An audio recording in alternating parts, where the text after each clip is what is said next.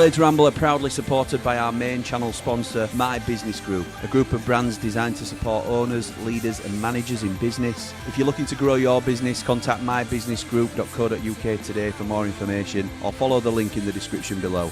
And seeing as this is 3MB, we're proudly sponsored by VMB AUTOCENTRE at Handsworth. They're still offering that amazing deal of 50% off your MOT when you let them know that you're a Rambler. Call them now on 0114 322 4446. Thank you to VMB AUTOCENTRE for their continued support of the Ramble. Blades fans, subscribe to Blades Ramble.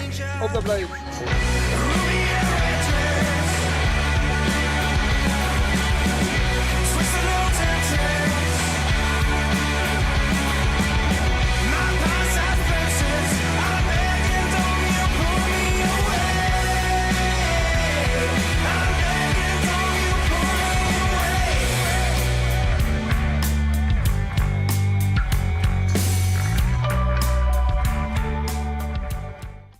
What is happening, Blades, and welcome back to the Blades Ramble. I'm, of course, Jimmy, and I was on time. Hope you're all well. And yes, so we're here because a little bit of a shifting around of the schedule a little bit.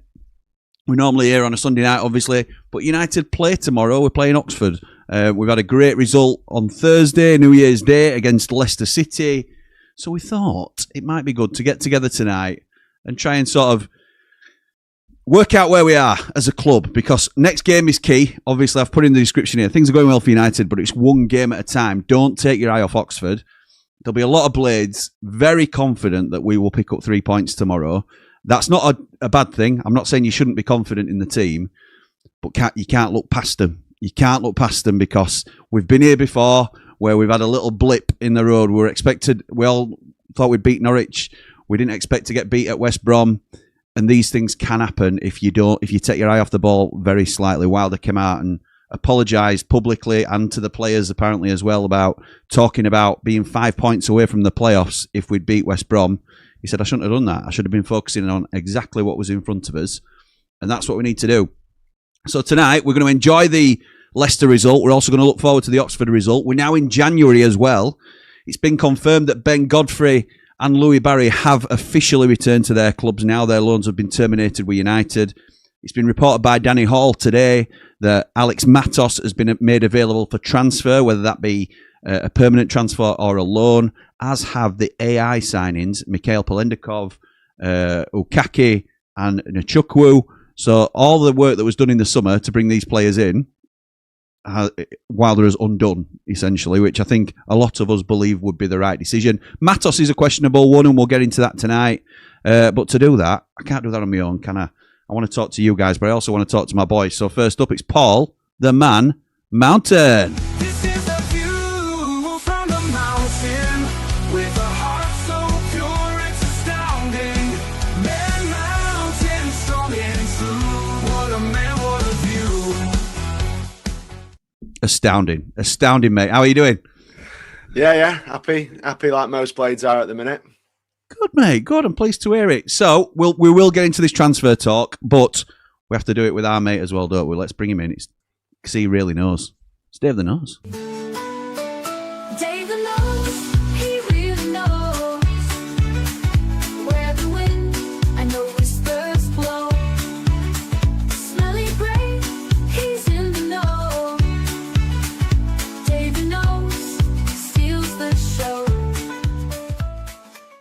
Dave the Nose. That is a sleeper of a song, that, in terms of you can't count that out. It's always going to be up there, isn't it? It's like what should we compare it to?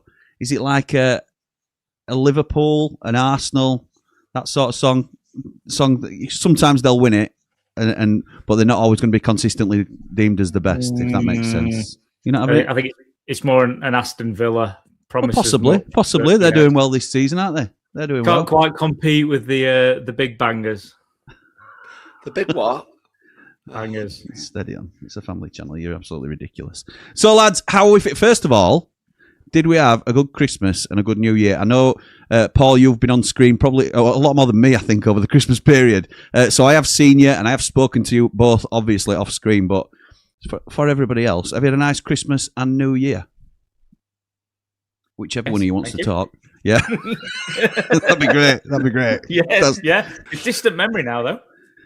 Yeah, it is. It is. It's all flown by a little bit, hasn't it? To be honest, it's been a bit of a blur because there's been that much going on, hasn't there? It's just you sort of survive it rather than live through it. Paul, how are yours, mate? It's been really good, mate. Had a good time catching up with fam and everything, and yeah, seen loads of people. Had a party on New Year's as well. Saw that shirt. Jet setting off to the dam. Yes, mate. I was running around entertaining, but it was great fun. Did a full 12-hour stint, so I was well happy with myself. Nice one, mate, and a bit of karaoke as well, from what you were saying. Always. What's your go-to? Oh, we're not getting into that, Jim. No, come on. What's your go-to karaoke song? Well, I don't know. I've said it before, haven't I? I usually do Half the World Away. Oh, nice. Yeah. I didn't know that you did that on karaoke. Oh, nice. Okay. Yeah. A bit of Oasis. What do you do, Jim? I heard you fancy yourself, don't you? No, not at all. Not one bit. I like doing it. I just can't You do it. also like singing as well. Yeah. Jeez, what is going on here? What's happening? Yellow card, Davey boy. Dave, what's your karaoke song? I don't sing, mate. No. Nobody wants to hear me sing. Is that a challenge? We'll have to get you singing at some point. I think it'd need Mr. Carrington's. Yeah, we'll get him on case, shall we? To get me to sing. To be fair, it can be arranged, mate. It can be arranged. Yeah. Anyway, lads, we're here to talk United. Do we want to bask in the Leicester performance / result a little bit while we're here, because it's such quick turnarounds, Brett, and we always, not we always, because I think we are quite certainly balanced and probably lean more towards the positive side, but it's very easy to pick holes when things don't go right, but not also appreciate and enjoy when things do go right. And I think it were a really good performance from United. I thought they were poor, but I thought you can accredit that to us a little bit as well, to making them look poor. I thought we were all over them, strangled them, Paul, as you would like to say, mate. How did you feel the result when you were watching with Lou, weren't you, on the watch along? So, what did you think to the performance? Yeah, well, there's elements of the goals that are really terrific, because the different types of goals for a start. Yeah, and I think the way we're using our wide players at the minute and the partnerships that are developing on the flanks is really, really encouraging. I think we're a really good watch. I can't subscribe to the idea that, I think we're, again, as Unitedites, we should be ready for anything, shouldn't we? I mean, based on our history and where we've been and what we've done. But I think we're a really good watch at the minute. Even the games when we don't play as well, we're still, parts of it we do look decent. We do like we're going to score goals. You think back to last season when we were grinding results out. There's not many people would say we were a good watch. We're a good, entertaining team to watch. And at the moment, I think we are a very entertaining team to watch. And I think we've got a really good method of how we go about it. And again, it all starts for me down. I mean, the guys in the middle do what they need to do, but it starts down the flanks, doesn't it, for us at the minute? And there's lots of players who have stepped up, should we say? And that's always really good to see. Players who we didn't, if you'd have said at the start of the season, our best three wide players at this current point in time are going to be, sorry, four. I'll include O'Hare in this. McCallum and O'Hare on the left, and Brooks and Sariki are absolutely nailed on as your first choice wide players. Yeah. We've been talking all season about the right-hand side being a real weakness for us. It looks our biggest strength at the moment. And Gus Hamer can't get in team in front of any of them. Well, yeah, but that's nobody would believe you, would they? Nobody would believe you. No, but that's kind of how Wilder does it. It's and that's how you get people going above and beyond and trying twice as hard. Is that you've got competition for spots. I'm still waiting, and I still think this will happen. I think Tyrese Campbell will step on soon, because he'll realise that he's not going to be the first choice striker. I think last season, because he had really good games and he had spells where he looked really good for us, scored some really good goals for us. Fair play to him. I thought he was really good, considering he didn't come with an awful lot of huge expectation for me from Stoke City. I think we're going to see Campbell step on again, because he's going to realise pretty soon that he is not in the top. He's not top two for us. He's not in our first two choices. That has not happened since he arrived at the club. And I think we're going to see a reaction from him, because We know what he could do. You know what he did last season. You can't get away with not putting in the hard yards when you're not the first choice striker. I felt he thought his position was nailed on at times last year. It was, and it's far from nailed on now. In fact, you were saying it in the countdown to kickoff, Jim. Cannon and Bamford are our first two at the minute, and yeah, I'm looking for, like Wilder, I'm looking for a reaction. I'm looking for Gus to maybe start tomorrow. I think he will, personally. And I think he'll have a barnstormer tomorrow, because he'll realise that he's got to do something to get himself back in the side. Nobody's gonna, if it is his desire to move on, and the club say to him, look, if you're not signing the deal, you've got to move on. He's got to get the best deal he can, and there's nothing wrong with a couple of fund or somethings that the term Cal uses. I'm not allowed to, from Hamer, to make people think, oh, we might need a bit of that. Mate, there are so many strands I could go off with what you've just talked about, and I think all of it's quite exciting. There's the Gus conversation as to whether he leaves or not, or whether we think he wants to sign a new deal. There's the Tyrese Campbell. Will we get a second wind from Campbell? Will he get up to the fitness levels? I think is more the concern, rather than because the ability he has shown previously, and I think if he's fitter, he gives himself more opportunity to get back to those levels. And I don't think his fitness is where it needs to be. He can't do 60 minutes. And there's also, that is on the assumption that Bamford signs his contract. Dave, do you think we're going to keep Pat B? Oh, we've got to, haven't we? Do you think we will? Yeah, I know we've got to. No, I do. And the reasons I do are, unless someone's going to offer him something daft contract-wise, he looks like a player who's enjoying his football. He looks happy where he is. He's starting and he's doing well. So I can't imagine, unless we're not willing to offer him, some sort of reasonable length on the contract, and someone else is, that the appeal's going to be, he's got to go and start somewhere else again, hasn't he? I don't know if was he based, or is he based sort of Leeds way? Because you'd assume so, wouldn't you? Because he's been there for so long. Taking that into account, at least until the end of the season, from his perspective, to think he's not got to up sticks and move somewhere else. He's onto a good thing here, and see where it goes. I mean, we might want to sign him for longer, and he might want a way out in the summer. But if we could do something like we've done with Gyro, then I think that suits.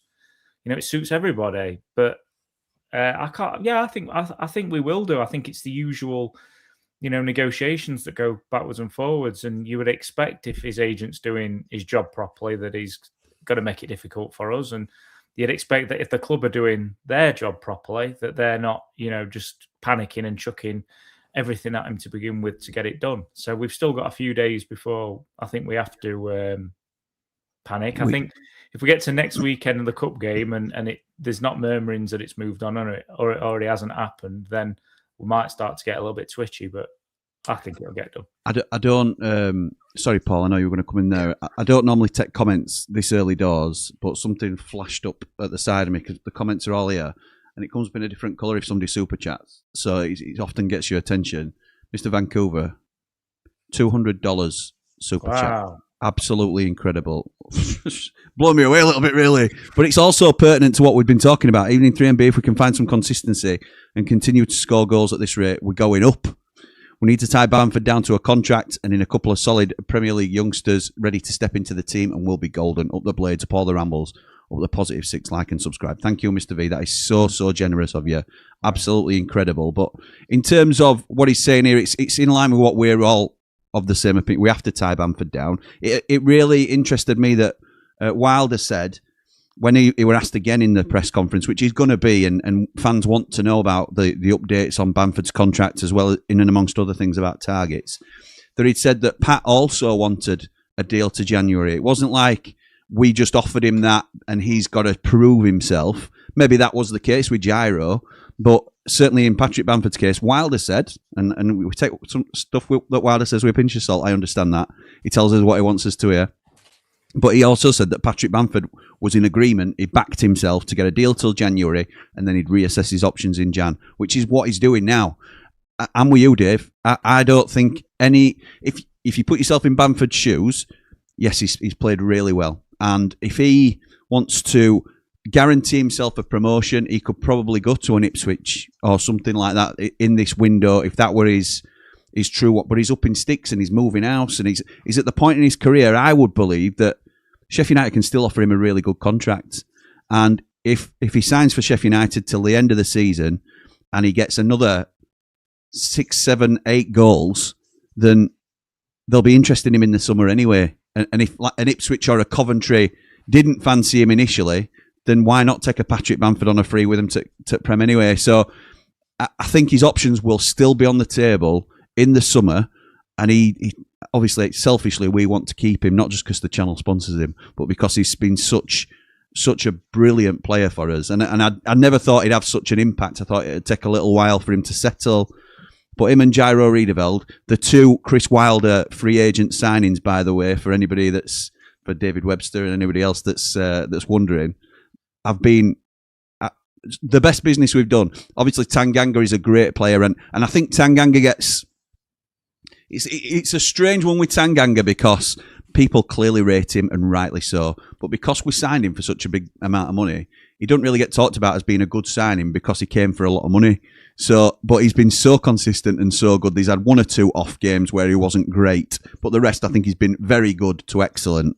So up there with the Tanganga improving us, Jairo and Bamford have got to be the two that you'd discuss for signing of the season so far.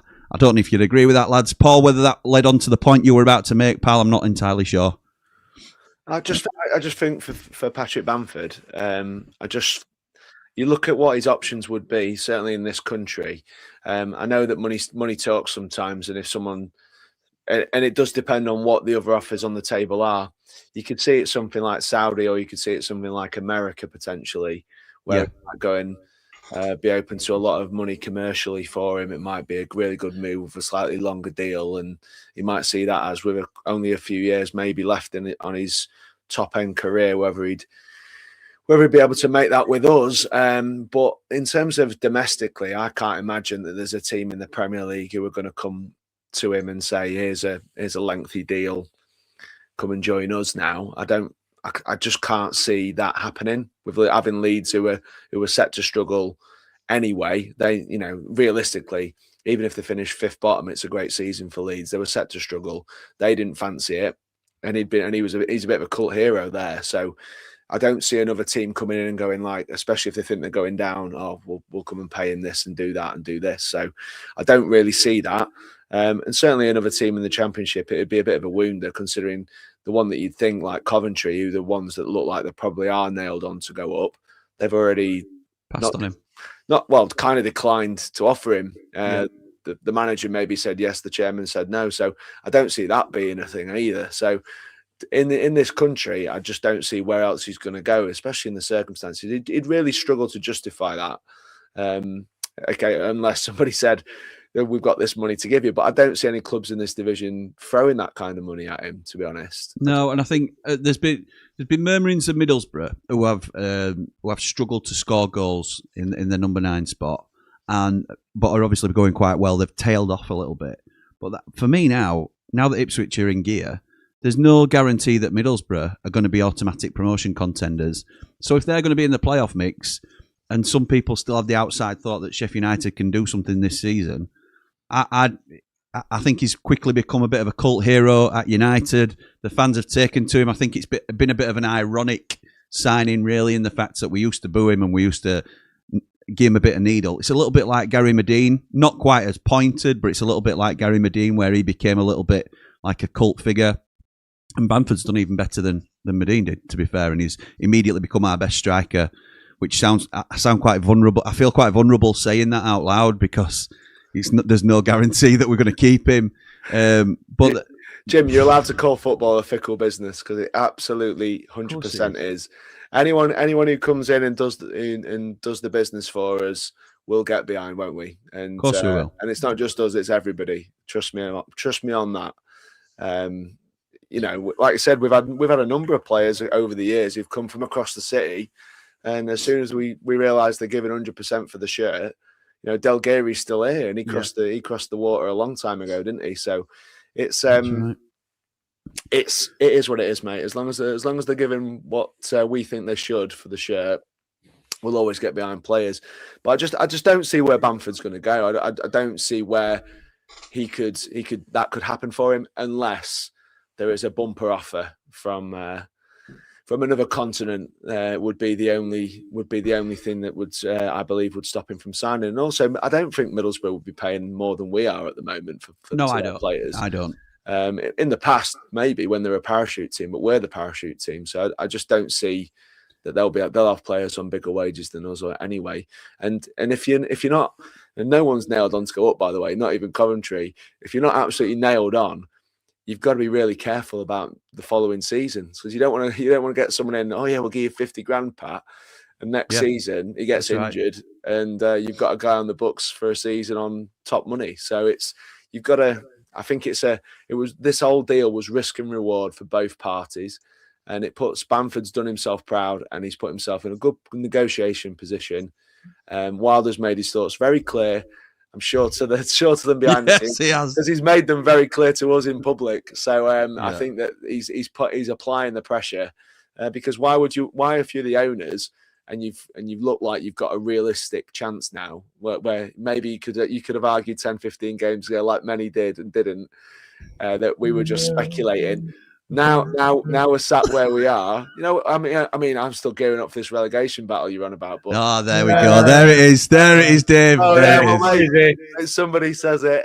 I'm gonna get some needle for that in one of the chats soon. But you know what I mean, don't you? It's like now we are in a position where we're not necessarily in striking distance, but if the form you can look up, can't you? Sorry, you can look up though, can't you? If the form continues as we are, again, without counting any chickens, and it looks good at the moment, it looks as good as it's looked for a long time on the pitch. Certainly, you've got to say the performances are as good as the Premier League, as good as for the promotion seasons to the Premier League, if not better in some ways. And we're saying, why would you jeopardise that by upsetting the manager, by digging your heels in on something when the board owe Chris a bit, to be fair, don't they? And I think that they kind of owe him the duty to do a deal, but also they owe us because they need to look after the club. And what we don't want is someone on the books next season, if we're not promoted this season, who's going to break the bank for us and mean we have to sell all the crown jewels. So you've got to get, there's a balance to strike, and I'm hoping that they can do that. There is, and it poses a really tricky question, because us as fans, if the only deal is to sign Bamford on a 3-year deal or he goes elsewhere, then we'd all be saying sign him up. The board might refuse that because, like you said, we can't tie ourselves into a deal that will potentially not work out for us financially and mean that we're short. So it's a real balancing act in terms of, because the board might be up for that, but then it might mean we have to sell Sidipek or something like that, and you think, I'm not sure. Do you know, it's a real sort of give and take all the time to make sure we're on an even keel. Go on then, mate. There will be sales in the summer if we are not promoted, Jim. 100% there will, but and he will be in that top 3 because he is a saleable asset. But I'm more talking about, do we go all in on players like Bamford, like we haven't done with Gyro? We've protected ourselves with Gyro Riedeveld, and it's a really sensible decision for the club, and the club have protected ourselves because we now make the decision in the summer whether we extend him or not, and he is a superb player, which we all know. But we don't have to pay him say he's on 30 grand a week. We don't have to commit to that next season. We can assess the financial situation at the football club, and then we can see whether we can do that deal. Bamford's in a better position than that, and if Bamford wants a deal longer than till the end of the season, he knows how much he's wanted and probably needed at our club if we're going to do something this season. So yeah, you're right in saying that, because it comes back full circle to what you were saying about Campbell. He for me, and probably from what you were saying, Paul, for you as well, Dave, I don't know if you're in the same boat, Campbell is down to at least 3rd choice now at the minute in our striking options. From starting the season as number 1, he has not shown anywhere near the form that we saw last season, which is disappointing. We know he's capable, but it's laying down the mantle at the minute from Bamford to say, and even Cannon, who's taking his chance in front of him, Campbell's got to really step up to get back involved in this. He will get minutes because that's the rotation that you need to do in the Championship. But when he gets those minutes, he has to really take advantage of those. And I'm just not sure he's got it in terms of the fitness. And he will score more goals for Sheffield United this season because he's a sharp shooter, and he's a a bit of a fox in the box. He's got a great strike on him. He's strong. He's quick. He's got all the tools that mean he will score at least 3-4 more goals for us, I think, this season. But I don't think he'll be able to do it consistently as the main man, which he showed a little bit last season. So I don't know about Campbell. I think I've been quite open about that since the summer. Would you sell Tyrese Campbell if we get a decent offer, Dave, in January? Yes. Would you? How much would you take for Ty? Well, what do we think? Strikers are the hardest ones, aren't they? Particularly in January. So I don't know if I'm 5, 4, 5. And who do you replace him with then? You'd need a third or fourth, wouldn't you? Yeah, we do. And then it depends what we're going to do with these loan spots. But we've still not seen the best of Ings, and whether we will. And we probably do need to loan Ryan Oney out, but whether he suddenly gets, tides us through, I think it's one of those scenarios where, in an ideal world, you would say, well, we'd keep him to the summer and then let's see. And look, he had such a good season last season for us, and he's shown what he is capable of doing. For whatever reason, it's just not happening at the minute. So, yeah, Paul's right. It's a fickle business, and in 3 or 4 games' time, he could have bagged 4 goals and suddenly was sat here going, Ty Campbell's best striker again. That's absolutely right. Absolutely that's the nature of where we're at. But absolutely right. And to be fair, I think he will stay. But it wouldn't surprise me at all if Wilder made some ruthless decisions in the window, and there were a couple of surprises that we didn't expect. He's already made the call about Matos, who I don't think has really had a real shake in first team, but he's clearly not doing it behind the scenes, is he, to impress him and get in front of Samari? And obviously Samari's played very well last couple of games, so that's kind of dilutes my point a little bit. But Matos going, would you want him to be a loan, or are you okay with a sale at this point, lads? Paul, I'll ask you, mate. It's tough on Matos. I think he's a good athlete, and I think clearly not the pedigree to go and play for Chelsea, and has been loaned out as such.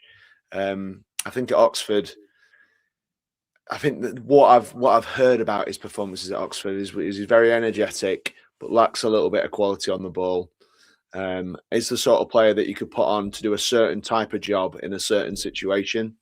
But if you want to be in charge of matches like we were the other night, for example, and you want to beat them with quality and intensity, I think he's got intensity. Do I think he could play central midfield? Is he clever enough to do that? Has he got the ability to be a central midfielder for a side who want to get promoted out of the Championship? We haven't seen that. So whether he could do a job at right back, who knows? But Wilder's not deploying him there. I just don't think he's of the quality needed. He might end up being that way with a lot of coaching, and if he's a bit of a sponge, you can learn a lot about positioning and what to be and what to do. And Riedeveld's would be no better teacher for him than if he's going to develop and learn and get better, which is what young players can do very, very quickly, as we're seeing in Femi Siriki, who again, not too long ago, was on loan and couldn't get a run in League One or League Two. I can't remember which one it was. They were in both. In both. So he couldn't get a run for sides in there because they didn't fancy him, and he wasn't. Rochdale and Rotherham. He struggled to get in both sides. So it's hard, isn't it? Because his development has proven that you can get better. Sam McCallan's improvement has proven you can get better. So it is harsh on a young man like that. But I feel like he wasn't Wilder's choice. We've spent money on him. There may still be suitors out there who think he could come and he could do a job for them at this level. And yeah, it depends what kind of offer comes in, I guess. It depends what we've paid. I don't really know exactly what it is. I know what it's rumoured to be, but we don't really know, do we? Because a lot of ours are undisclosed and based on add-ons and other bits and bobs, which he won't have hit, obviously. So it's no. Around 1.1, I think, is what. Okay. Rather than the inflated fees that we've heard of up to 5 million, which but again, I'll say this: if someone had said to you, right, so if we look at our team right now, and at the start, after 5-10 games or at the start of the season, if someone says, right, we'll give you 3 million for Sariki, we'll give you 3 million for Brooks, we'll give you 3 million for Sam McCallum, I think most supporters would have gone, shake my hand, I'll drive him there. And now you look at where they are now and the value that could be on those 3 players, particularly Sariki, at this point, you go in, hang on a minute, you've got to give players an opportunity and a chance, and he's still a young player. So it feels harsh to write him off. But like you said, at this point, I think it's while the thing for Wilder is he can't really have too many passengers. He can't have players that he doesn't trust to come in now and impact the first team now, because he's being a manager is time sensitive. He can't afford to plough loads of time into having him as a backup that he doesn't just come on and do a job for us in the league games. He's been bought at a level that dictates that he's not a youth player. He can't go and play the under 23s for 2 years, and like Louis Marsh, he'll be on a probably a fifth of his wages or whatever it is. It'll be a different scenario. So he unfortunately for Matos, I don't think he's what we need right now, and that could dictate that he goes. I also suspect that there's a bit of he's a useful way of boosting the coffers for January if we can get a reasonable offer for him. I wouldn't be too unhappy if he got loaned out, but I think the point is if you can sell him now and cut your losses on him, you might have a few quid in the bank that you can better utilise for what we need right now. So he might be a bit of a sacrificial lamb in that respect, because we don't have a lot of them. No, that's true. About it. That's true. Unless we're going to lose a big hitter, which Wilder's obviously going to go, look, I don't want to lose a big hitter in January. And yeah, if it's if we bought him for 1.1, say, and we get 750,000 for him, and you kind of go, it's not great, but 750,000 helps with wages on a loan signing, and it might just, it might just help out at the minute. Or it covers Bamford's wages till end of season or something like that. So. Look, I mean, we don't know, do we? We're sort of guessing. Does it? You don't fancy him? Don't think he's going to get there. You're right in what what he can learn. He's clearly shown bits elsewhere.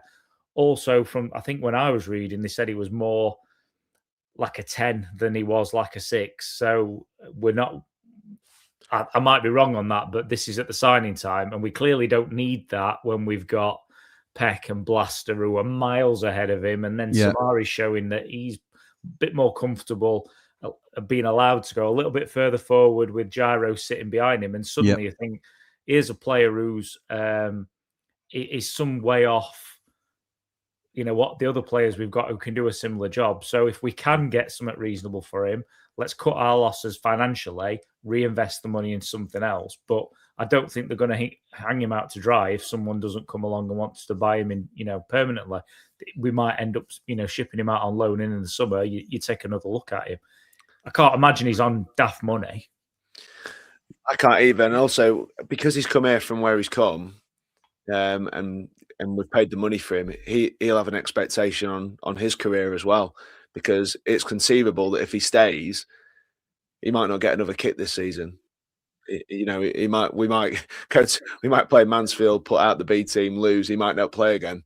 Probably not, is he? Let's be honest. He probably isn't. If Davies gets fit, he's got absolutely no chance, has he? So it's kind of like, it's his career too. And if there's someone down the road saying, we rate you, Alex, come on, push to get us a move here. Well, Oxford like him, don't they? They've had him before. They like him. We've had a couple of Oxford fans in chat previously who said, we'll happily take him off your hands. I think that would be a loan, obviously. I don't think Oxford are flush with a lot of cash. But like Dave says, if it's a cut price deal, maybe so. But I expect him to be on okay money, which might be a struggle for Oxford as well. And he kind of suits that style, doesn't he? I'm not no disrespect to Oxford, but if you're conceding possession quite a lot, so if you're going to if you're going to 2/3 of 3/4 of the sides in the division and expecting to hit them on the break, they've got, we know we've got a few talented players in there. You might need someone who's going to chase around, who's going to show some high energy, who's going to put their foot in, etc. It's just for us. I think what we need is players who can do what we've seen from Samari and Riedeveld and Arblaster. So bits of quality here and there that is going to unlock teams, we're going to command more of the ball, etc. So I think that's where we are at the moment, and he doesn't fit the bill for us at this time. Swap deal for Helic. That's the one. Swap deal for Helic. Mad for Helic. I reckon you're his agent. Won't mind it. I could sell him. I'm telling you, he's a good player. Said that Dave, about Archer. listen. You can't get everyone right. But anyway, so Dave, you mentioned a point that stood out to me, and I think you're right. But I honestly think you said that he won't want to sell any big hitters in January, and I don't think he will. But I also think he'll take a hard line with players like Tyrese Campbell, like we've said. And if we got a reasonable offer, even though he'd consider him a main actor, as he calls him, I think he would consider it if he could get the money to then spend on somebody that, say we get $5 million for Ty Campbell, and it means he can go to Hull and say, there's $5 million, I want Ollie McBurney, and they're in a load of trouble. Whether that works out that way, I'm not sure, but I think he could. I think Tyrese Campbell's is a bit sour on Tyrese at the minute, maybe an attitude thing, maybe in terms of fitness or whatever it might be. That's just my interpretation and perception of it. Whereas I think he could, if he feels he could mould a squad together in his own vision, then he'd still do that. I also think, and he will deny this in the press, and he will always sort of say, no, I want to keep me main actors, my big hitters. I think if we get a big offer for Gus Hamer, he will consider it. I'm not saying we'll definitely sell him, and he would never want to say, yes, Gus is available because he's not getting in the team. It would be counterproductive to say that as the selling club anyway. You would want to make him feel as valuable as you possibly can, not only to the buying club, but also to the owners. So it's a little bit of a game of chess, and Wilder is great at this in terms of, I don't want to sell him, even though at the back of his mind he's like, well, he's not getting in and he's costing a lot of money, and we could use that money to get players who will push and do. I could get 3 for the price of him that might have an impact. He might be thinking differently at the back of his mind to what he's saying to the owners, where he'd say, look, if you want to take Gus off me, that's fine, but I want this, this and this if you're going to do that. There will also be some pushback from the fan base. It will probably cause a bit of a divide, but I genuinely think if there's a reasonable offer, and the figure that stands out to me is 12 million quid, he's only going to depreciate in value from here. He's not getting in the side at the minute. I think we would consider it. I'm not saying we should do it. I'm saying I think he will consider it. So any pushback on that, lads? Do you think that might be the case? That might not be the case? I don't think there's many players that it wouldn't be considered. But you're right. He's not. He's clearly not going to come out in the press and say, yeah, Yes, for sale.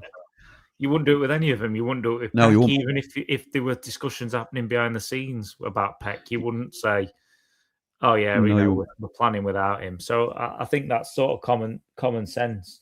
The thing I would say with Campbell is that you're saying he's not in favour. He's still getting on before Ings is. Yeah, he is. So that's slightly, I mean, it's slightly concerning from looking at an Ings perspective. And it might alter the thinking if we did, we might have to get more, not daft money, but we might have to get more than what you'd consider the minimum you'd take for Ty, in that you really would need to go out and replace him with somebody of a reasonable quality. So it's I do think we're set with the front four. I Yeah. think this is us for season. If Pat signs, obviously, and that's a huge assumption, but I think if Pat signs, that's our four strikers for the season. And One goes out on loan, hopefully. And yeah, I feel like we're probably being a bit harsh on Campbell in some ways. He's frustrated a lot of the time, and he probably frustrated himself, I think, in when you've watched him, and he seems to be getting about as much as, someone like Cannon, who's particularly in the last few games, how he's stepped up and how important he is in the press and how he keeps going and going and going. I think we've maybe not quite seen as much of that from Ty, but then you only have to think back to the Wednesday game and those, particularly that first goal, how clever he was with his movement. Paul said it, mate. We're football fans, and us, we obviously are that, are very fickle, and we fall into bad habits and things where this is a striker out of form, and Paul, I know you're laughing, it's true though, isn't it? Mate, he's a striker out of form, and we are on him because of it, and it's probably very unfair, like Dave says. Then just before you jump in, just the thing that sticks out, and I'm sure we spoke about Tom Cannon like this, and we've said if you're a striker and I think it goes for any player, but particularly if you're a striker and if you keep doing the right things, if you're out of form and not scoring, but you keep doing the right things, you keep making the right runs, you keep showing for the ball, eventually It'll one's come. going to land for you, and then you start to turn the bad form around. And my question, maybe this is me asking a question rather than giving what I think, is he doing enough of the right things enough of the time? I think from our point of view, and I just want to remind everybody about this. So, Billy Sharp he scores goals. He's United club legend. Took 3 spells Billy at the Sharp. club to score the goals that we thought he should be scoring. Didn't quite work for him. Didn't quite work in the system. We've got Kiefer Moore, who's gone to Wrexham, has become arguably top 1, 2, 3 marksman in the division in terms of his output this season. Yeah. Nowhere near it for us. We had last season the goal in the playoff final. Gus Armour, our primary number 1 player, running halfway up the pitch, squaring the ball to our number 1 striker, who slots home brilliantly in the playoff final in Tyrese Campbell. And last season, them 2 alone won us 25, 30 points on their own, maybe more. Fair. Maybe more.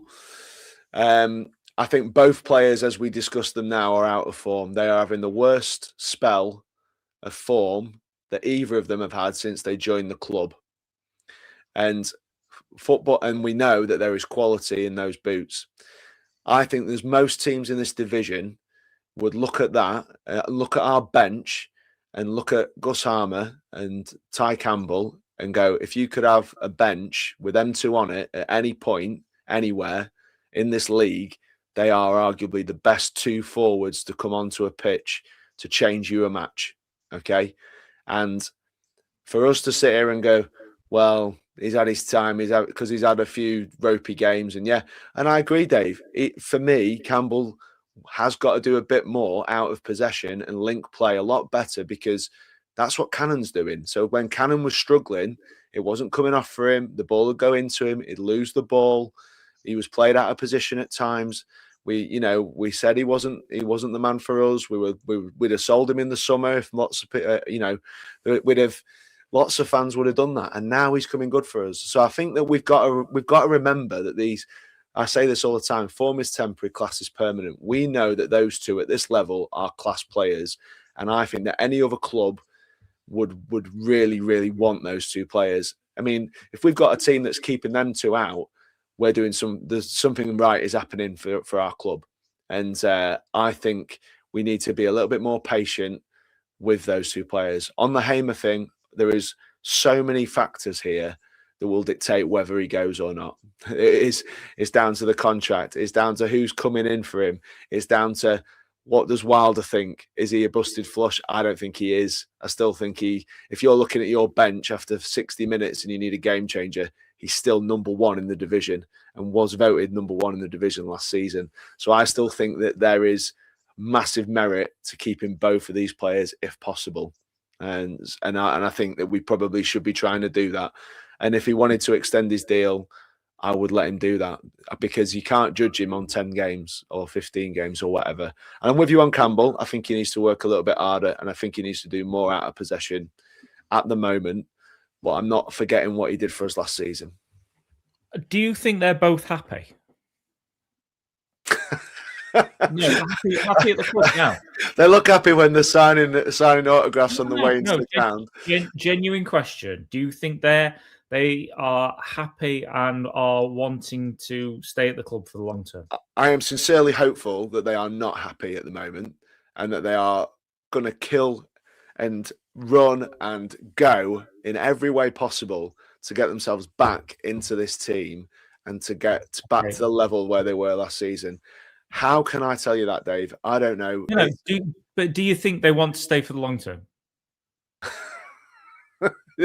I remember you getting asked these types of questions. No. And they go, I disagree. You give me some stick when I said I don't know. I know, so I'm going to get my own back. Well, how could I know? And I sincerely hope because they've both been knocked off their perches, mate. They've both been knocked off their perches by players that if you'd have told them that they were being knocked, if you told Campbell that Cannon's going to nick his spot in the team next season, he'd have gone, yeah, all right then. It's the same thing with Gus Hamer. Oh, by the way, Brooks is going to take a spot in this 11 and you're going to be sat kicking your heels. He'd have laughed he'd have laughed at you. So I hope he is upset, Dave, because if he isn't, then there's something wrong.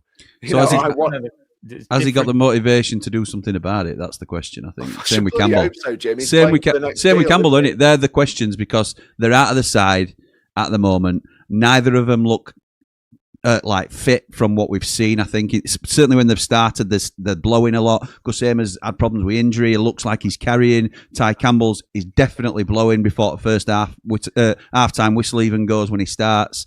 I think there's more work they can do off the pitch, and that's just a layman's perception of it. That's not. I don't know that for a fact. The staff will know that, but they have to. I would like to think they're happy at the club and they want to fight for their place, but their behaviours will show that. I think both these things were being levelled at them even when they were firing for us, and now they're not. They get amplified. Yeah, but that's you get a pass if you are performing to the nobody used to have a go at Matt Letizia at Southampton for having a gut when he were playing because he was the best player by an absolute mile and he performed for him. Nobody like Maradona could get away with smoking off the pitch and all these sort of other little things that he did because he was the main man. If you are more talented like Gus Hamer is, and I'm not necessarily saying Campbell is levels above what we've got, but Gus Hamer could be, and he still performs to the level. You don't mind him carrying half a stone, and that is always the criticism of him, and that's, it might even be unfair. It might just be the way he's built and things like that. So again, we're surmising and we're using our own perception of it. But if he's performing, then don't matter, does it? Does not matter. It's the old Tarab thing. Adel Tarab does not tackle in Warnock's QPR team. He doesn't chase back. He don't work hard. He don't need to because he scores the goals that push him up the league. Ronaldo did it for Man U. Cantona did it for Man U. All these sort of things. They're held to a different level because of their ability, and that's fine while they're performing. As soon as their performances drop, they have to be held accountable for not doing the right things, I think. Yeah, I'm with you. I'm absolutely with you, and I hope that there is a reaction. I hope that Wilder can get a reaction from. That's his job, isn't it? His job is to get the best out of him. Yeah, but these questions have been levelled at him all the way through since they got here, mate. And honestly, these are amplified because they're not at the level that they were before. That does not mean they can't get there, okay? But like you say, I think as fans, as United fans in particular, what we want to see is leaving everything out there and, running through brick walls. I think Gus does try and do that. And yes, do I agree with you on some of the points you've made? I do. I still think Gus really does try. Yeah, he does. Watch him play. I do see him really trying. I agree. Campbell on the flip to that, you're right. I don't see it as much because as a forward, you've got to link play. You can't just be a box player in this team. You've got to come towards the ball. You've got to look after it. You've got to make an effort to challenge a centre half, which again at points this season, I ain't really seen it. But it's the classic, I was the big fish. I'm not the big fish right now. Yeah. Maybe I am having a little sulk. But if that sulk results in a little bit of, like, I'm going to show you now, that's what Wilder will want. And that's what managing players is. They're not, so like you said, you've said it 1,000 times. If Gus Hamer was at his best every single week, he'd be playing for a top 10 team in the Premier League. Yeah. Not. And it's about getting that out of him as often as we possibly can. And if he's annoyed at not being on the pitch, which I think he should be, where he was last, he's crown player of the season.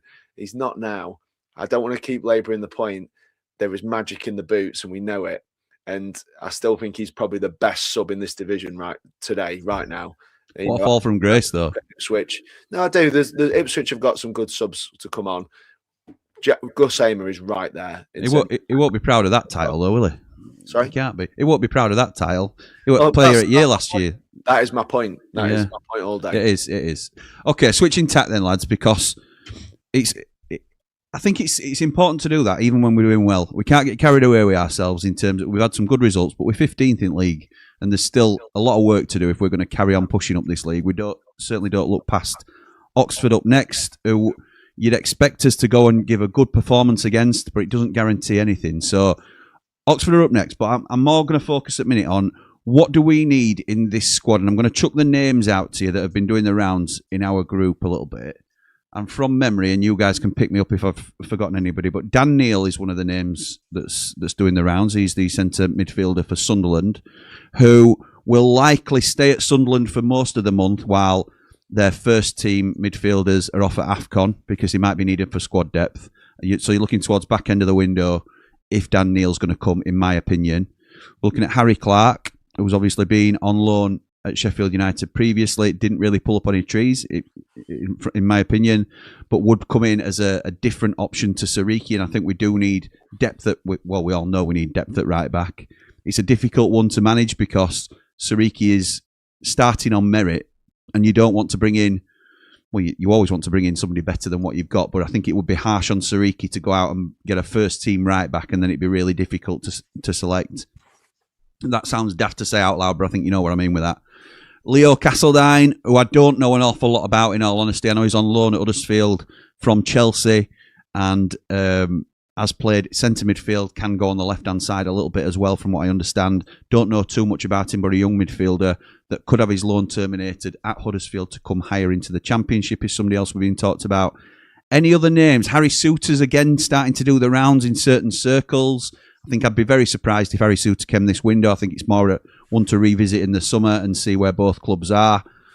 Any other names that I've missed out that we've been linked to, lads, that you can think of? Only that we keep linking with, but there's nothing substantial behind it. Hamza. We all want Hamza, don't we? But there's no official links to him at the moment. No. So what do you think to some of them names then, Dave, that's been linked? I like Neil. Yeah. I think he'd be a good player, and I wouldn't mind being patient for that one. There's Rothwell as well. Rothwell. There is Rothwell, yes. Thank you for that. And also SA. There's I don't know whether that's, again, trying to manifest SA at Crystal Palace, the winger. Cozy Dubre's you were on about before, weren't you? Cozy Dubre is another one that hasn't been linked to United, but we want I'd love SA from what bits I remember seeing of him. Yeah. Before he went to Palace. Clark, I'm less excited about. Not for me. And nor me.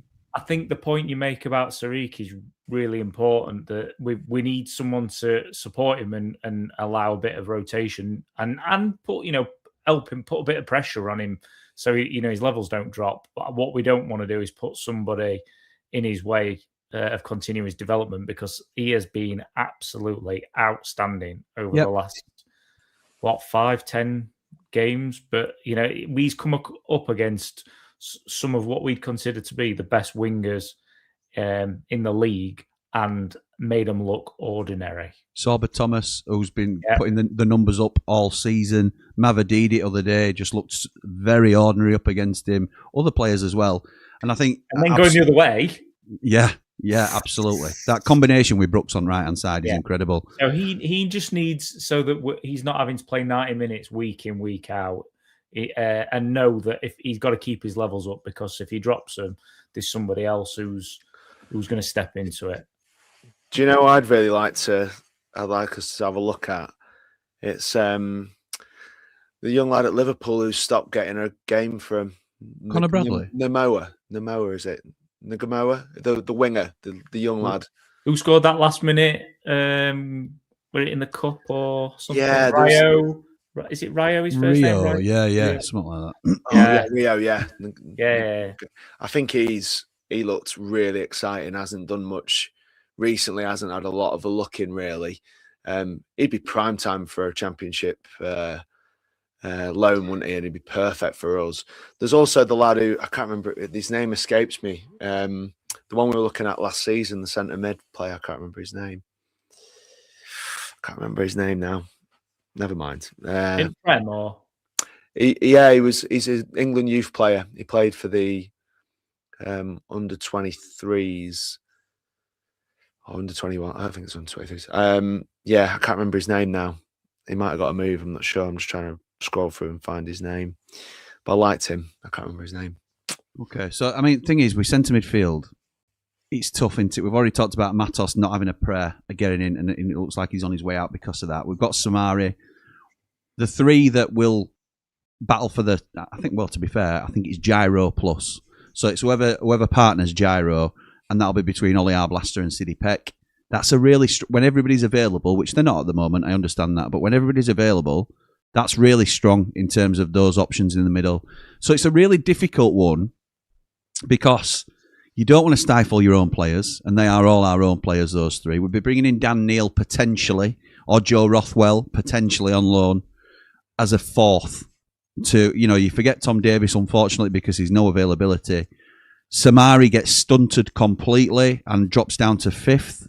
Is that fair in the light of his recent form? I'm not sure, but I think we need more of a Gyro figure rather than an 8. 100%. And this is why we think. Say I found him. Sorry, it was Tyler Morton. He's gone to Leon. So yeah, we've got no chance. All right. Okay. Okay. But I think this is why Hamza keeps coming back, as in like the player, because he covers 2 positions. He covers Gyro in midfield, and he covers Siriki at right back. And when I say cover, he's reasonable competition for them both. I don't think there's a huge drop-off if he comes in for Gyro. I'd rather have Gyro starting, in all honesty, but I don't think there's a huge... I won't be like, oh no, why is he gone with Hamza? And same way, Siriki at right back, I think it's whatever sort of style you want to go up against in those sort of games. I think Chowdhury's a more defensive-minded right back, and Siriki's going to give you more of an attacking threat, obviously. So I think he'd be if I could have one signing this season other than Bamford, obviously, I think Bamford will be the most important business we do this window. But I would, in terms of incomings, Hamza Chowdhury would be top of my list. He came on for Leicester the other day. They were significantly improved the minute he stepped onto the pitch. I know they were down already and stuff like that, but I thought he just made them look a little. He did a bit of a screening job for him, a little bit like Gyro does for us. And you're thinking that's what he does. That's what he can do for them. I think he's the one that we have to be looking at. If he just ticks so many boxes for United. But Paul, didn't you say you think we'd struggle to get him? I think yeah, because they'll still think that they can have a chance of. I don't know why they'd sell a player. Like, we wouldn't sell any player to Leicester, would we? Not right now. And I don't see why they would turn around and sell to us, particularly when he was playing. Pereira's back. I think the only chance we've got of getting him, I think he'd come, because I think you could see he enjoyed it here, and I think he fits well. And you're right in what you're saying. He provides that little bit of cover in the middle. Do I think he's first choice in that position? No, but could he do a job there? Yes. Yeah, and he was really solid at right back for us. Certainly a different type of player to Siriki. Wouldn't offer us anything like the same thing going forward. But when we need to see a game out, it'd be a good thing to bring onto the pitch, and also in certain games rest Siriki. I know what you're saying. The only way we get him, for me, is if Cifuentes gets the bullet, and he may well do that. And the new boss comes in and says, I want this guy, this guy, this guy. They sign another right back to compete with Pereira. And well, I want rid of this one, and this one. But that'll have to happen really quickly, obviously, in this window for that to happen. Is it possible? Yes. I think Cifuentes is on to I just think for what he's getting, what he's got for what he's getting. So he's got 3/4 of a pint and he's getting a dribble. And I think... and I think he should be doing a lot better with what he's got at his disposal. Yeah, he should. And it's easy to see him getting the bullet there. And it may be that they do need to balance some books. I think they're in serious bother, Leicester, because I think they'll have I've said this before, they've got a lot of players on a lot of money, and they are nowhere near mounting a challenge to get promoted. And possible points deduction looming still. Mate, getting them off the books, that's your challenge. So that surely makes Hamza more likely. Yeah. Again, that's the thing, but I don't think Hamza will be on the type of money that 75% of that squad is on, and there'll be right. They're not playing tomorrow, Leicester. Don't know. Sure. Just looking now, because I was just going to say, given it's the cup next weekend, I thought if they had a bad result tomorrow, I could see him. I could see him going. I think they were chanting it on Thursday night, and it's pretty unlikely you're going to sack a manager. You know, when you've got another match in 2 days' time. But just to counter what Jim said, does that not make it more likely? If you're Leicester City and you're in serious financial peril, they're much more likely to come and get a big fee for Pereira, the right back, than they are for Chowdhury. And if he go, no, they are, Jim. They are. He's old, isn't he? Yeah, he's old. It doesn't make any odds. He's their skipper, isn't he, when he's fit? Yeah, he's still a top player. He could still be a Premier League player. I think he's gone, to be honest. Sure. I know what you're saying. I know in terms of reputation, it's still. He'll be on a lot more money than Chowdhury, and they get a lot bigger fee from him than Chowdhury. So if they do see him as someone that they can move on, Jim, they would. They would get a big fee for Pereira. Mate, I don't think they would. They play Monday night. Yeah, they do. They're playing West Brom, aren't they? He's 32 now. He's 32. They're not getting a big fee for a 32-year-old fullback. If he's on 65, 70 grand a week, which he very well could be, he might be one that goes on the cheap, and then they get him off the wage bill. That's the thing. It is a little bit up in the air, and if they do get a new man in charge, he might say, "Well, I want to keep him and I want to lose him." Yeah, that's true. There'll certainly be some correction in their wage bill if the right offers come in, and they'll have lads on all sorts of cash there. You can guarantee it. They'll be in a bit of a mess, and a lot of people are saying that they can't afford to sack Cifuentes, which is why he hasn't gone yet. So if they're in that bad a situation, they've stopped paying the steward or giving the stewards like lunch vouchers and stuff like that, and they're trying to cut corners in like really ridiculous ways. I think they're going to struggle. I'm not saying we'll see another Wednesday scenario, but it don't look like the cash flow is there for Leicester City. So it wouldn't surprise me at all if they sold 4 or 5 players this window, because it looks like promotion is slipping away. Certainly playoff hopes are slipping. Look, we're on similar points to Leicester. I think they're 2 in front of us actually, and we're sort of all hoping.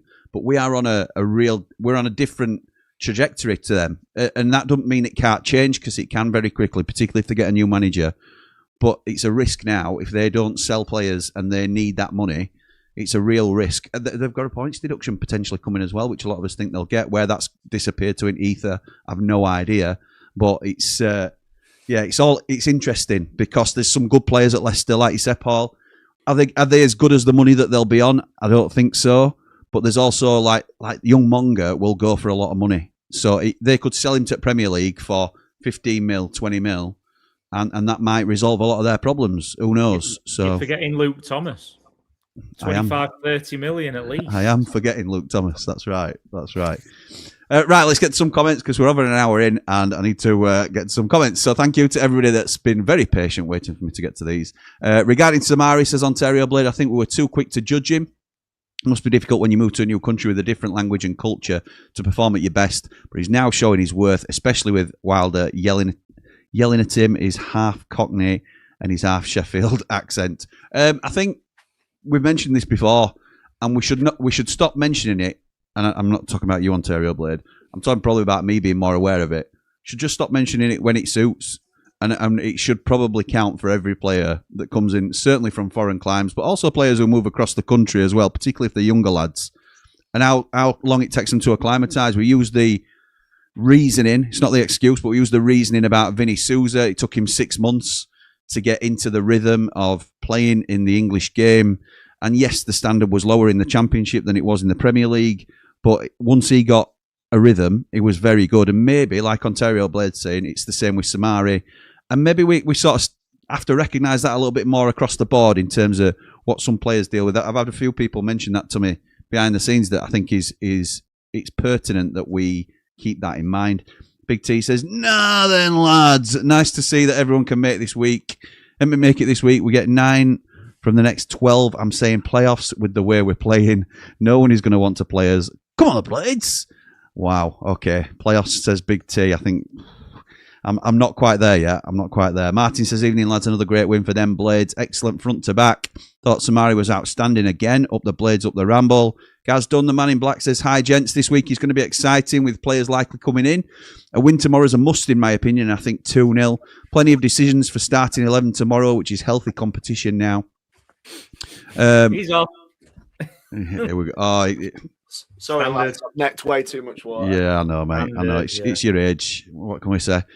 Sam Usher says, "How are we, boys? Glad I'm now a Platinum Rambler. Up the Blades, up the Ramble. Yeah. Nice one, Sam Usher. Thank you very much for that. And welcome to the team, pal. Ray says, good evening, all. Hope you're feeling better, Jimmy, with the dizziness. Do you know what? I've been in bed most of the day, Ray, but I'm okay now. I feel a lot better. I've got a second win this evening. But yeah, thank you for that. Let's hope for another great performance and a win tomorrow. I'm going 3-0 Blades, up the Ramble, up all the Rambles. Like and subscribe. Carl says, I would take a scrappy 1-0 for us tomorrow. This game has all the hallmarks of a banana skin. Let's see what character we have. Up the Blades, up all the Rambles. He's right. That's it's where we slipped up last year, weren't it? When we sort of looked past the fixture a little bit and take the 3 points and move on, don't you? That's what you've got to do. Correct. Yeah. You take 1-0 off somebody's backside, don't you? Of course you do, like Carl says. Bean says, evening all. Standard of this league overall is awful, so definitely think playoffs is on. I think Cov and Ipswich are the only 2 decent teams in it. What do you think needs to happen for the atmosphere? A fight. A fight. On the pitch, obviously, not in the stands. Normally, the Lane over the last few years has been at the best when we feel like something's against us. So we've had a decision go against us that we feel wronged by, or something's just caused a little bit of needle. Yeah. I thought it were a decent atmosphere though on Thursday. Didn't you? Best it's been for a long time. I thought same. Tim says, back in Blighty for a bit, Jim, as my dad hasn't been... Oh, I'm sorry, mate. Plan to hit a home game while here, so hope to catch you. Yeah, I'm sorry for what you're going through, Tim. It'll the silver lining is that you might get to a Blades game, I suppose, and it'd be great to finally meet you, pal. All the best to you and your family. Susan says, great to see you, lads. Great to see you too, Susan. Thanks for joining us. Ian says, evening all. One final push at the end of this busy period, and we're in a great position to kick on. Still confident. 4-0 Blades. Hojo says Samari is the long-term Vinny replacement. Defo think Brooks and Sariki need to start together. They play really well together, but need backups in these positions. Up the Blades, up the Ramble. Brooks for Ballon d'Or. I don't think Samari's a Vinny replacement. I've seen a lot of people saying that. I think it's different players. I don't even think Gyro's a Vinny replacement. I think Vinny were quite unique in what he did for us, but I think in terms of the balance in midfield, it's Gyro +1 for me, and we need as close to a backup to Gyro, mate. Say again, mate. I prefer Gyro personally. Yeah, to Vinny. Yeah, big call. Dad says the last time we thought it was easy. We threw 6 points away at Preston and Wrexham. I also know we got a bit more bite this season, but the players seem to be keeping their heads. Ex-captain. I don't know what you mean with that. Chariot says, but I agree with your point in terms of not looking past the opposition. Chariot says, I think Gyro's helped Samari settle down as Bamford has with Cannon. There's understanding building throughout the group now, playing with confidence and belief. Up the Blades, up the Ramble. Bryce says, evening lads, should win tomorrow, but have a bad feeling. Still going for a 3-1 win. Up the Blades. Chris says, this show is better than any Saturday night TV. Love it, lads. Keep up the great work. Up the Blades, up the Ramble. We're going to start dancing in a minute. We're certainly... Go on then, Dave. What do you want to dance to? Anything you want, mate. You make me feel like dancing. Vincent says, you winning the league yet, like you should be. I assume that's sarcasm or a dig at something I might have said or one of us might have said previously, but who do you support, Vincent? You'll have to let us know, pal, and that'll be an interesting conversation. Cooler King says, if Dave the Nose song is the Aston Villa of theme tunes, then it could yet be #1 in May.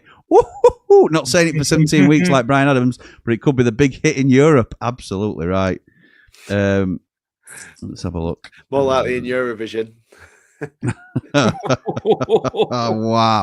wow. Let's have a look. Batman Lou.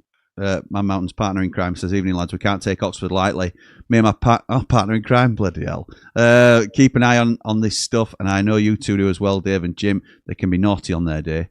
I'm happy that it's at Bramall Lane. They've turned Southampton and Ipswich over at home. They like a big scalp, Placetta and De Kishmacher to make them tick, and they have a performance in them. All told, we should have too much for this, but this division can have your pants down if you switch off like we did at Wrexham. Up the Blades, up the 3 Mardy Blades, like and subscribe. That is Lou, who is co-host of Top 20 Takes and All Aboard the Championship, 2 Ramble FC shows, exclusive shows to Ramble FC that Paul and Lou do every Tuesday. You'll be back on Tuesday, won't you, pal? I think, doing those? Absolutely, yeah. Tuesday evening. I think if you haven't already checked them out, yeah, please do, because they are top draw. Lou does a load of research for him, then gives all his notes to Paul, and they both blag it really well. So nice one, Lou and Paul. From you, mate, that's ace. I know. That is, to be fair, yeah, I can't say anything at all. So let's have a look. Luke says, after watching the weight of the pass for the third goal from Blaster and knowing he's only really getting back to grips with the Championship football, I'm very excited for his progression. I agree. That and Paul said it on Watch Along as well. That pass around the corner, and I think Dave, you came up to me at the game and said similar. That pass around the corner from our Blaster. Somebody we went back to the Hilton Hotel to do the after party. Somebody said, I think it was Lee, said it's a no-look pass as well. Yeah. It's a no-look pass. It gave me a funny feeling. I'll be honest, pushing it back. Feeling in your loins. It were unbelievable, mate. Doug says, I'm not sure Bamford stays. Contract talks taking too long. Hope he does, though. Up the Mardy Blades, up all the Rambles. Dale says, won't be easy tomorrow, but we seem to score at will now. The team is ticking. Brooks and Sariki have brilliant chemistry down the right-hand side. If we could get the left-hand side ticking, we could be there. Marching on together and up the leads, says Vincent. All right. Okay, got you. Dave Blademan says, Bamford, a loan spell at Borough when he was younger. He knows how grim it is on Teesside. That's fair. Yeah, he might not want that. Josh says, what do you think we're looking for in the transfer window? Personally think it should be right back, centre midfielder, 2 wingers, and possibly a centre back. I think I'm in the minority, but I don't want Hamza Chowdhury. Good player, but would prefer we go with a proper right back. I think you've nailed the positions, to be honest. Maybe I'm not sure we'll go for a centre back. I think Mark McGuinness would probably be 4th choice now, and he can't go anywhere because he's already played for Luton and United this season. So we can't trade him out. Does that work abroad? I think so. I think it's I don't know, mate. I don't know, in all honesty, is the answer to that question. But right back, absolutely, in terms of competition. And for Sariki's well-being as well, in terms of up and down 90 minutes. A centre midfielder, yes, for the balance, certainly a winger that could play either side, really. I assume that's why you've gone 2 wingers, Josh. Paul says, I think Bamford will sign till the end of the season and Hamer will definitely go. Up the Blades, up the Ramble. Riff says, Happy New Year, gents. With maximum 8 loans per season available and having Ogbeni ineligible to play for a 3rd team this season, would you just keep him alongside Bindon and Samari, or would you pay a fee to return? I think we'll keep him, mate. I think we'll keep him. Would either of you pay to send him back? No, it don't make financial sense. It's a bit like those that say, would you pay up Tom Davis? Because you might as well keep him, because if he is fit and we can get 5 to 8 games out of him, then you'd rather do that, wouldn't you? Yeah, if Ipswich aren't going to play him, which they probably won't, then he's probably in and around it as 3rd choice right winger if we get someone else in.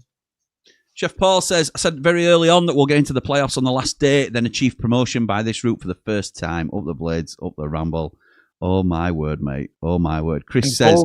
Bold and Brilliant Lee's on holiday for the playoff finals. We were giving him a bit of stick in the hotel after the match. Yeah, will he do an Andy the Blade and turn up at Wembley? He says not, but I'm saying you know that we'll win it, don't you? That because you be first one. You do a watch along, won't he? Yeah, he will. Oh, nice, mate. Can you imagine? Front bar. 4-0 Blades tomorrow. Bamford hat-trick and Hamer up the Blades. Wow, Chris. Max says, evening, gents. Hope we're all well. I was having a search at the free agents out there, and there's some very good free agents. I wonder if we dip in there now Godfrey and Barry have gone. I don't think so. Unless you've got any names for us to consider, Mac, then I think it's going to be loans that will strengthen hopefully our 11 with certainly our first 12. Who's to say, Jim, that's not on the table? Who's to say that's not on the table with the success we've had with him? Yeah, true. But does anybody jump out at you at a minute? Who's a free agent? I'm saying, mate. I didn't mean to put you on the spot. So if there's, I'm sure Wilder will have perused it. That's for sure. Ramaman rightly says Matos is behind Riedeveld, Arblaster, Peck and Samari. Yeah, I agree with that. Al says, my lot won today, Wolves. We're the only team to double our points tally today. Wow. Up the Blades, up the Ramble, like and substab. Cheers. And then he says, "Arr" with a £2 super chat. Jim Ladd. We'll be discussing that on Tuesday. It's a Ramble. Takes West Ham United. Big trouble. Are they going to be your game? Because I'll load that up now. I'll get that sorted. That's got to be the one you lead with. We'll be discussing that. They've been ran over today. Mate, is he in trouble already, Nuno? I don't know. I don't know what he's supposed to do. Honestly. They've got probably 3 players that look like they're good enough for the level at the minute, and that isn't enough. Jack says, come on, Blades. Big game tomorrow. Wilder and his team are working out with the players. Imagine what they'll do with a squad that's his. Absolutely right. Stoke City Visions says, I'm a Stoke fan, and Campbell was like that at us as well. He always looked like he's lacking in fitness, and his playing style looked lazy. Statman Jack says, evening, gents. One more push tomorrow in this busy period. 3 more goals for us. Could be more, but most importantly, 3 more points before we start doing some business and rest for the FA Cup. Up the Blades, up the Ramble. Can I just say, Jim, course you can. AJ messaged me and just wanted us to discuss one thing about whether Tanganga was the number 1 choice for skipper. Is he still your number? Is he still who you'd have based on what we've got coming back in terms of, like, obviously our Blaster's there? Is he still the one for Wilder, do you think? And is he the right choice? If you're asking my personal opinion, I think Ben Mee is a more appropriate captain, but you can be a captain without wearing the armband. If you're talking more long term, I would like Arblaster to wear the armband when he's back and he's certainly in the mix on a more regular basis. But I don't think you can argue with Tanganga's performances whilst wearing the armband either. So as much as I don't see him as a traditional captain in that sense, then how can you argue with what he's given us whilst wearing the armband? He may have played that well without the armband, but it may be that the armband has lifted his performance. I always remember the example of David Beckham getting the England captaincy, and everybody, me included, thought, well, he's not captain material, is he? He might be best player at that point in time, but he's not captain material. But that raised his game to an even higher level, and he sort of led us through that period wearing the armband on the pitch more so than being a spokesperson. I think he grew into that sort of captain's role more than anything else, rather than being a natural at it. So yeah, that's my opinion. Why do you think any differently? No. I think when you've got an existing captain and you're being successful, you've no reason to change. Why change? Well, there may be a more appropriate candidate, like you just alluded to, in your opinion. Yeah. But it's while it's going well, I doubt it. I don't see it being taken off him now. I wouldn't change it now, Dave. No. Same. Totally agree. I think it'd be really, really harsh. Very, very harsh. Very, very harsh. Very harsh. That would be very harsh. But I agree. I think, but again, even if it wasn't going so well, I think Blaster's got more pressing things to be working on himself currently. But when he is back to being the player that we all know he is, and he's fully up fit and raring to go, then natural long-term club captain for me, as long as we've got him. Cheers, lads. Well said, mate. It's all right, no worries. Bald and Brilliant Lee says, Kijani Hoover's contract is up in the summer. Only played 428 minutes all season. Decent option for right back. Would be pricey mind, allegedly on 40 grand a week. He won't be in summer though, will he, Lee? Yeah, I agree. He's a name that we've mentioned a couple of times on the channel. I like him a lot as a player. We've been linked to him previously. There'll be a lot of interest, I think, from the Championship in Kijani Hoover and probably abroad, because he's played abroad quite a bit, hasn't he? I think in loan spells. Romeo says, I say we win comfortably tomorrow, up the Blades. Hope you're right, pal.